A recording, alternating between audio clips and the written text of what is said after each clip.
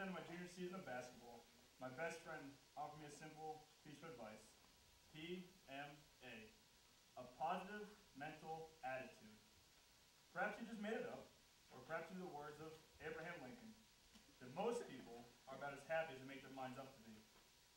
My friend expounded on this advice, and my life began to change. Pessimistic thoughts and attitudes are a common problem, and their grasp is far-reaching. As BYU students, we each face situations that can easily bring out our worst side. To tackle this trouble, President Gordon B. Hinckley offers this advice and encourages all college students to cultivate an attitude of looking for positive illness, which leads to growth and enthusiasm. I recognize that many of us may be naturally born with a cheery disposition and think they're fine the way they are. However, the Lord counsels us to continually seek after the best things, and PMA is exactly that.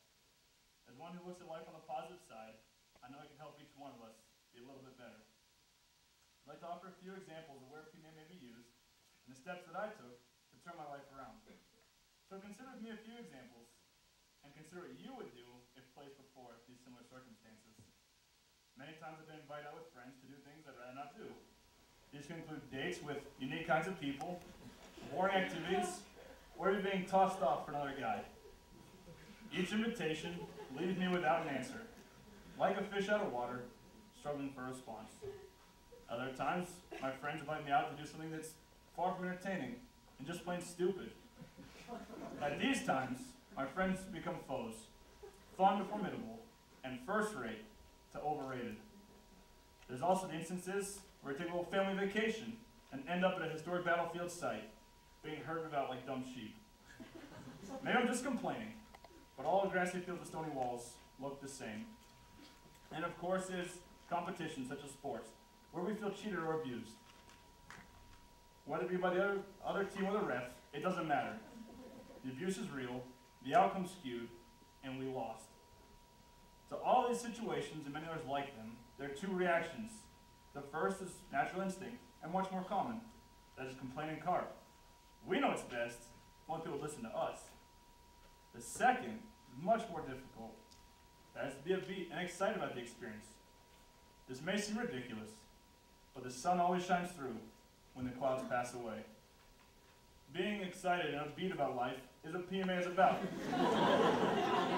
And entails not becoming upset. Even with the frequency of life's trials, PMA is not the easiest thing. The first step is to have a happy thought to immediately refer to, so negative thoughts cannot creep in. Mildred Barthel, an author, wrote that happiness is a conscious choice and not an automatic response. The second step is to recognize the situations that you're in and not let them get the best of you. Especially time with our friends and family, these ought to be cherished and looked at on a positive note. This will put ourselves in a good attitude, and a smile and laugh are sure to follow. Smiles are contagious and will help others around us have this positive attitude. As stated by Anne Frank, all of us live with the objective of being happy. We all live differently, and yet the same. So I encourage each one of us to have a positive attitude, to not only help ourselves, but others around us as well. In conclusion, PMA, when used immediately and effectively, diffuses any single situation. The famed lyricist Johnny Mercer wrote, "You've got to accentuate the positive, eliminate the negative, latch onto the affirmative, and don't mess with Mr. In Between."